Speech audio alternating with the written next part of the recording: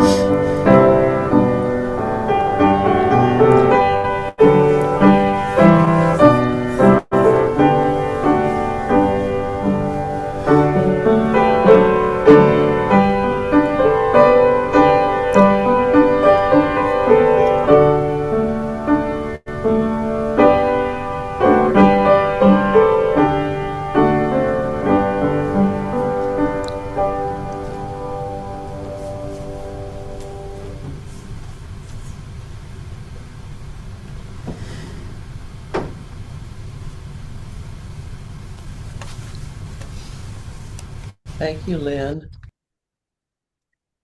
Are there announcements that need to be made?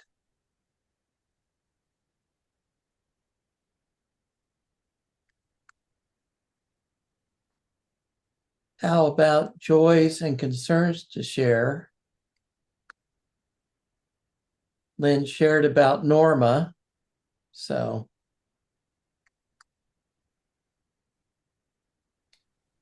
My wife's poking me. Tuesday and Friday, I have my checkups for my cancer. So Tuesday is my melanoma checkup and Friday is my bladder checkup. If you could.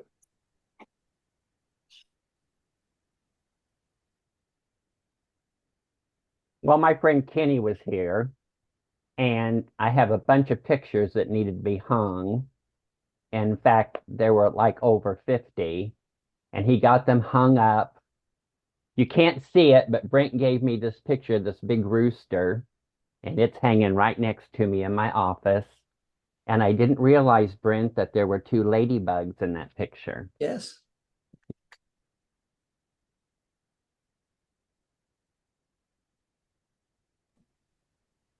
I go to the same diner for breakfast quite often, and the guy who delivers the milk is, it's like a little sitcom where people drift in and out and do their thing and go away.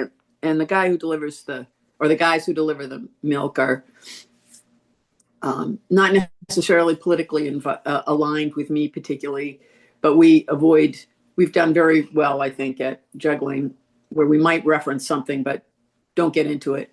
And they're just lovely people. And the guy I never had quite realized was in his mid 80s, the older guy, the dad.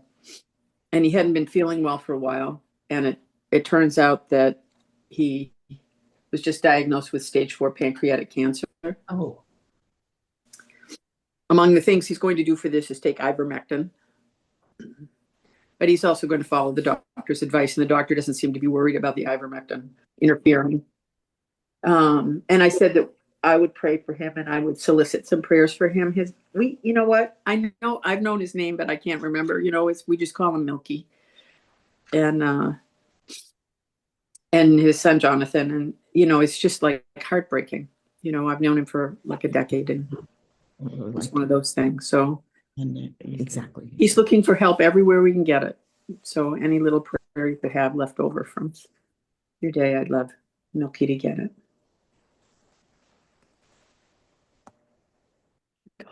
I'm in Antigua, Guatemala. My name is Vicky Stave. I'm sitting here with Donna, and I bring you greetings from Eugene Friends Church in Eugene, Oregon.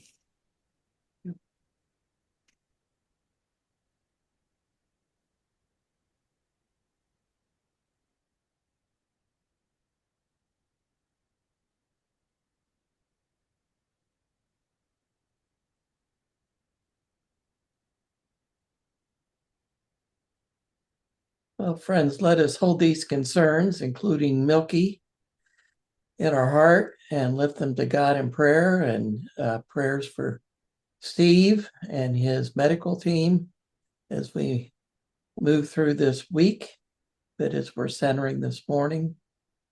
And I have some thoughts to offer, which I will out of the silence. But let's do some centering.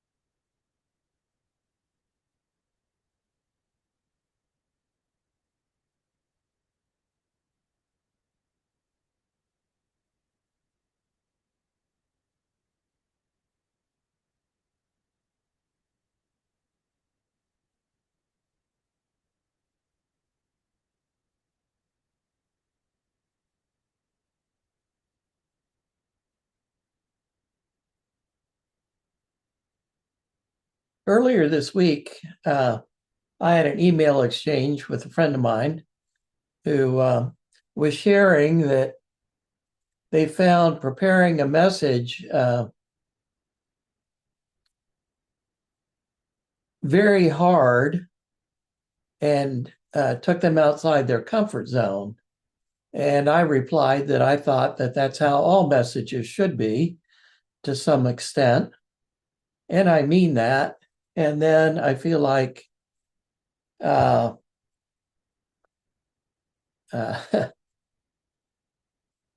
and God's sense of humor decided to give me a message that was really difficult for me and outside my comfort zone. I've been wrestling with this for the second half of the week. But I feel that I must share these words. If there was a title, it'd be called Bearing Witness. And I start with Micah. Micah 6. With what shall I come before the Lord and bow down before the exalted God?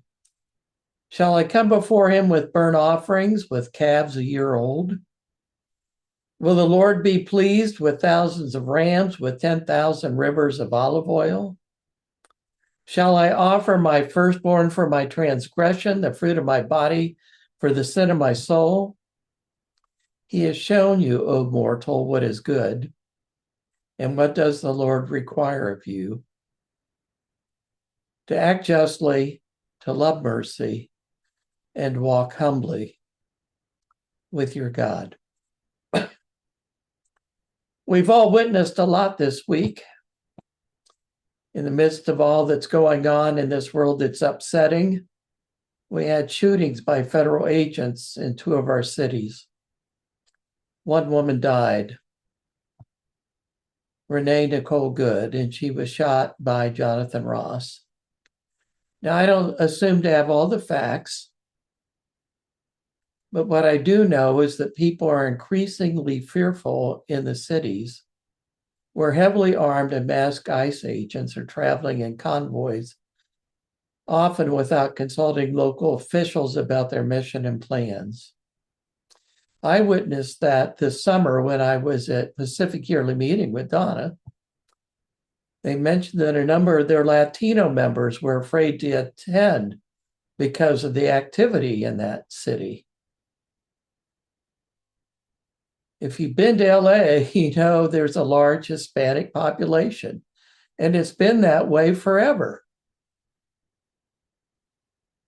And then this week, the vice president proclaims that federal agents do what they do with immunity, which is frightening to many, including me. Now, as a nation, we've said that no one's above the law, civilians or law enforcement. Most of our police wear body cameras, name badges, and badge numbers and are unmasked. There's an attempt, at least, at transparency. Federal officers right now are often masked and are not required to wear body cameras. They also don't seem to face administrative leave in the case of a shooting, as local police, sheriffs, and state police do. So what's this got to do with anything related to my faith, and what am I to do?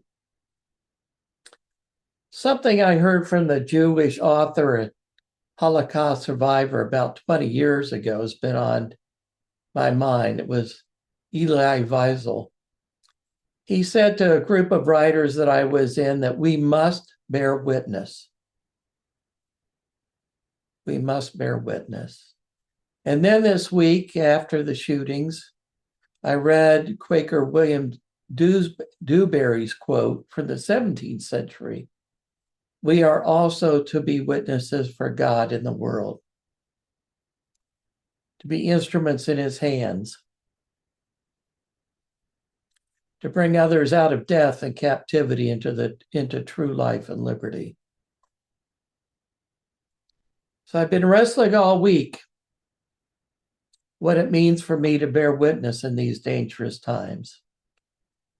It's really been troubling me, that question. Why do I need to bear witness? Plenty of others on both sides or all sides or whatever are doing that. Just look on Facebook, Instagram, whatever. Why should I disturb my comfortable life when I see something that causes me moral outrage and goes against my understanding, and my understanding is limited, of the gospel of Jesus? I keep coming back to this, a couple of things about Quakers, and the reason I am one is we believe there is that of God in every person. So that includes every shooting victim, every person, regardless of immigration status, picked up, and every ICE agent. If we believe that, how do we speak in such a way that we can reach that of God in them? How can we write in such a way that our witness to this belief can be heard as important and faithful and not just be dismissed? Not as in, well, there's good on both sides, but rather as a testimony to the God who inhabits every human heart, even if that indwelling presence seems to be disregarded. Another thing, one of our testimonies is integrity. What I say or post as a witness must be true, not just what I want to be true. I've seen posts this week and news reports from sides that paint the picture that fits their narrative, how they want it to be, what supports their belief. I think I, as a follower of Jesus, have to not do that. I need to be, in some ways, a fact checker. I need to speak from a place of integrity. That's why I've held off posting anything about this so far. I want to make sure my words speak truth insofar as I can know it. After all, as somebody who grew up with the Bible, in Exodus 20:16, we're commanded to not bear false witness. Another thing I've realized this week, and is why I've been more quiet about things, is that first I have to take time to be silent and still and work from a peaceful center, especially if I'm to be what Quaker Bayard Rustin called an angelic troublemaker. Now, you all who know me for many years know that I'm much easier at the last one, that last word, a troublemaker, than the first. I am way far from being angelic. But it does me and the witness I feel I must bear no good if I am unsettled, unpeaceful, and acting violently in deed or word. I then mirror and become my enemy, responding an eye for an eye and descending into action that will harm my soul and maybe theirs. Now, I'm not advocating being silent, in word or deed.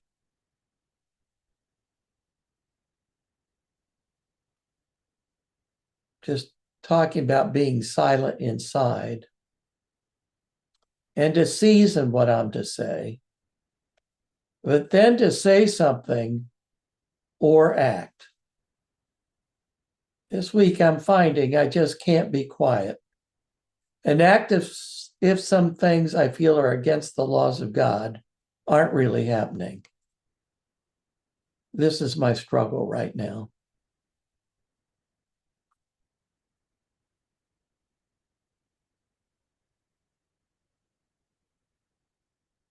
In the past,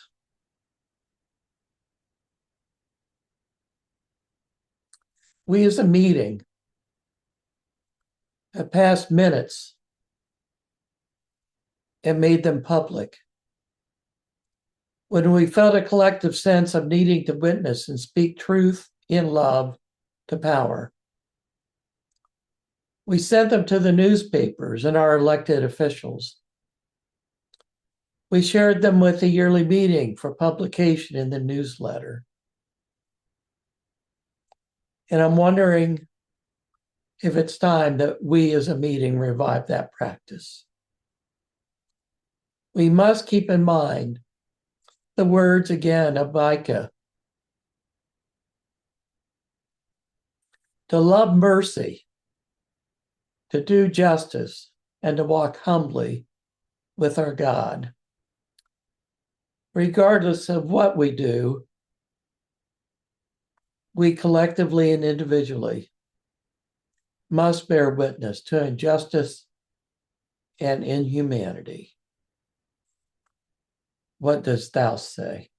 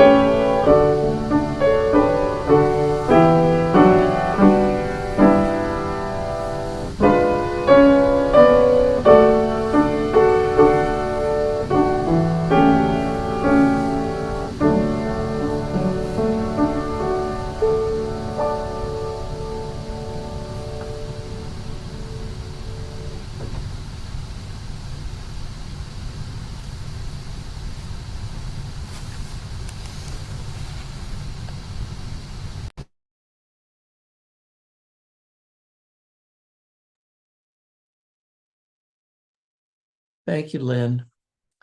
We'll now continue with unprogrammed worship for those who can stay and those we know who need to leave. We pray God's blessing on your week, and please remember the people who were lifted in prayer. Pray for them this week as well.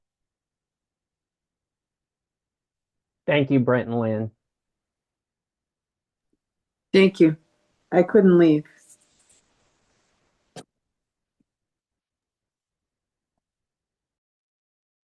Thank you, everyone.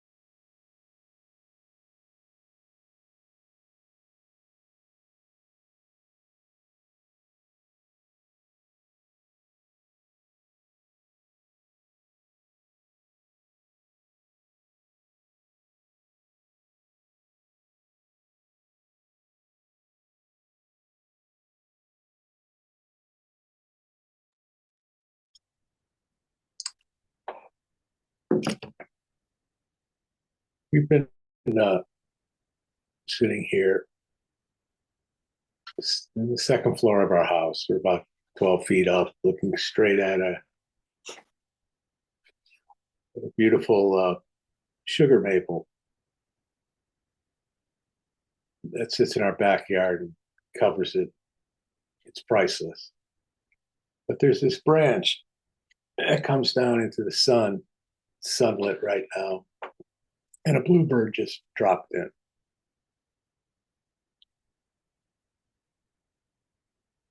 And it wasn't just for a second. It was probably for a good 15 minutes. And he was staring in at us. And it makes me think about being a witness.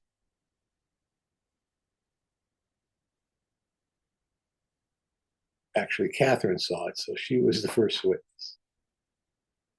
But to witness beauty is so much easier to deal with than to witness the brutality that we're seeing.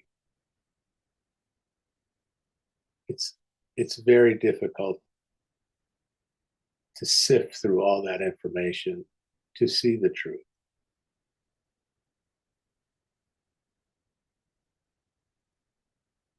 I like the idea of doing a minute, but for this minute, I want to stay with the bluebird. The beauty of this earth is just everywhere. Can I just make one statement? We never see bluebirds in our yard. That was the first time. Yeah, it was. So it's a little on the surreal side. It's not your common bird, so we took notice of it.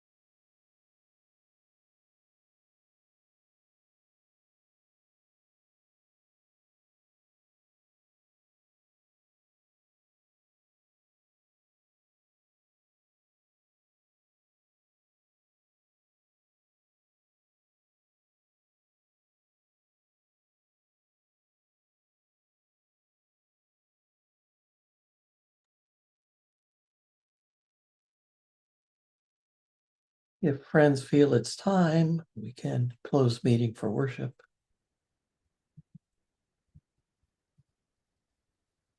Brent, Can I want, say one to thing? elect- Oh, after you, Go. Larry. Oh, Larry, That's okay. Thank you. Brent, I'll let Twinette